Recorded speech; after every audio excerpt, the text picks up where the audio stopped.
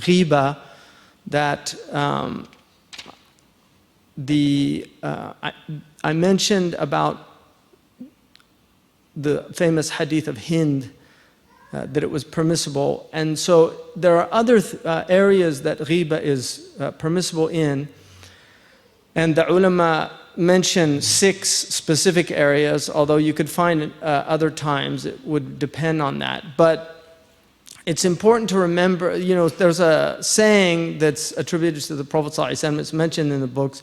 Most of the Ahlul Hadith don't accept it as an authority for legal ruling, which is la ghibati fi fasiqin, that there's no ghiba, there's no backbiting in somebody who is a fasiq. And a lot of people use that as a carte blanche to speak about whomever they want, as if there's no ghiba in a fasiq. But even those who argue that point argue that that's only permissible if you think that saying it is going to reach them and that it will have some type of constraining power on them because they don't like people talking about them. But to just simply talk about people is not good. And Imam al-Ghazali warns about that because he said it habituates the tongue to evil. And so that's important. In the famous tradition of Isa alayhi salam, when the rabbis passed by him and started cursing him, and he just said, "And peace be upon you," and the disciples said, "They curse you and yet you give them peace." He said, "Kullu wi'an bima fihi yandahu," that vessels can only pour forth what they contain. In other words, that's what's in their hearts. Peace was in my heart, so that's what he gave them back. And there are many traditions in the Islamic tradition of Jesus that indicate that everything that he spoke was good. He saw the good in things. And the Prophet ﷺ said, "Man kana yu'minu billahi wal yawm al-akhir falyaqul khayran aw liyasmut." Whoever believes in Allah in the last day, and that's a foundational hadith, whoever believes in Allah in the last day, let him speak good or be silent. Imam Nawawi says that that's a proof that you should not speak unless you have something to say that's of benefit. If there's no benefit in it, then it's better to be silent. They said about Imam Sahnun, radiallahu anhu, the great Maliki scholar from Qayrawan, they said about Imam Sahnun, his own student said about him, كَانَ كَلَامُهُ لِلَّهِ إِذَا أَعْجَبُهُ الْكَلَامُ صَمَتْ وَإِذَا أَعْجَبُهُ الصَّمْتُ تَكَلَّمْ. That his speech was for the sake of Allah. If he wanted to, if he was impressed about saying something, he would be silent. If it was something he wanted, he would be silent. And if silence was more preferable to him, he would speak.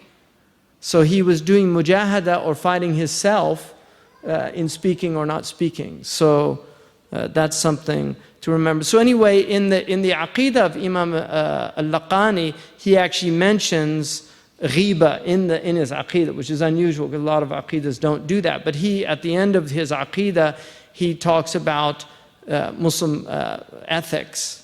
And because your ethical behavior is actually a reflection of your belief. You have right thinking and then you have right action. That the action follows. So watch your thoughts, they become actions. Watch your actions, they become character. And watch your character, they become destiny.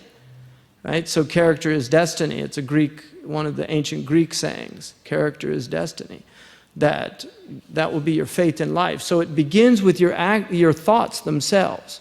And so he says, وَأْمُرْ بِعُرْفٍ وَاجْتَنِبْ نَمِيمًا وَغِيبَةً وَخَصَّةً ذَمِيمًا. He says, command to good and avoid namima. We talked about that yesterday, the namima. And then he says, and ghiba, and any bad or foul characteristic or quality. Imam al-Bajuri says in his commentary on that, he says that there are 6 things that you can لِسِتٍ غِيبَةً كَرِّرْ وَخُذْهَا مُنَظَّمَةً كَأَمْثَالِ الْجَوَاهِرِ. There are 6 things where ghiba is permissible, and so take these 6 organized. And he says تَظَلَّمْ is the first one. تَظَلَّمْ وَاسْتَعِنْ واستفتي وحذر تظلم واستعن واستفتي حذر وعرف واذكرن فسق المجاهر. So these are the 6 things. The first one is tadallam, which means if there's a munkar that somebody's doing and you want to remove it, كنتم خير أمة أخرجت للناس تأمرون بالمعروف وتنهون عن المنكر. So one of the things that the Ummah does is they're supposed to prohibit things. So if there's something wrong, you can go and ask somebody and tell them so-and-so is doing such and such, and we need to stop them. But it's if that niyyah is only to remove the munkar. If it's to expose that person, then it's something else. So he says that. وَاسْتَعِنْ. And also, if somebody is harming you or has wronged you, then you can do that. So if you go to a qadi and you say so-and-so did such and such, that's not ghiba.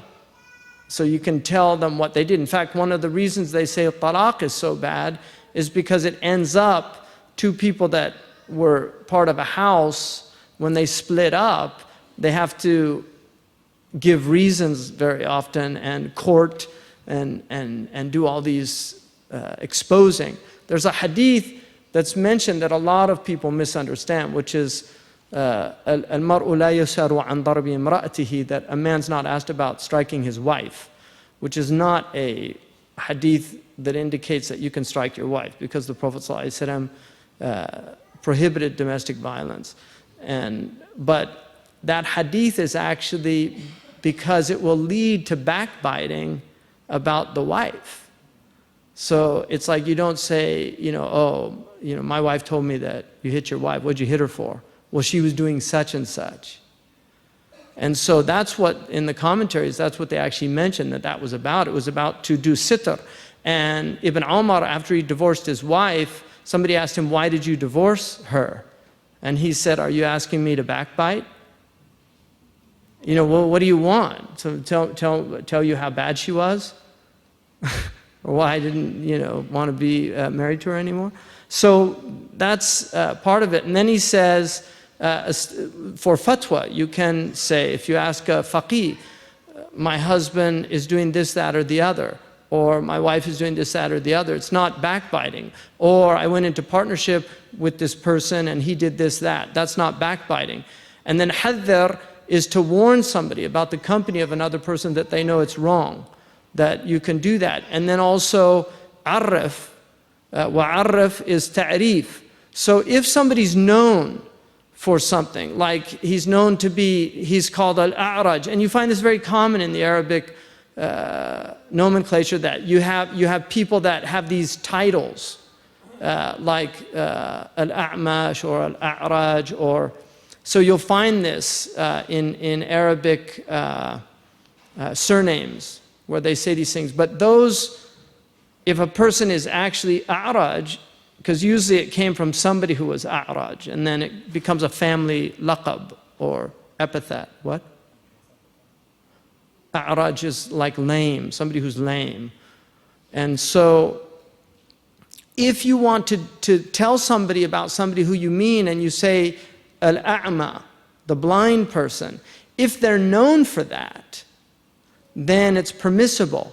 But if they're not known for it, then, or if they would not, or they don't like to be called that, then it's considered ghiba to do that. So, but for ta'rif, and there's a hadith where the Prophet ﷺ, Aisha indicated about the shortness of, she said, and she just did it with her hand to mean the short one.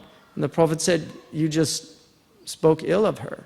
Because some people don't like to be called short, right?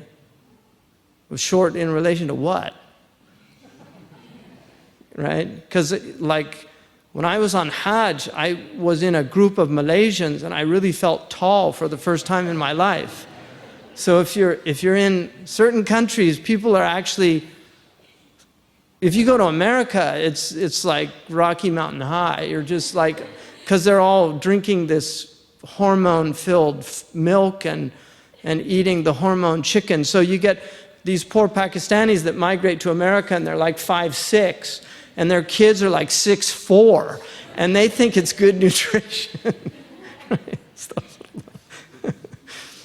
Yeah, it's a big problem. So anyway, yeah. Ni'ma bint Nabi, she, Allah yarhamuha, she used to say inorganic people. They were inorganic people.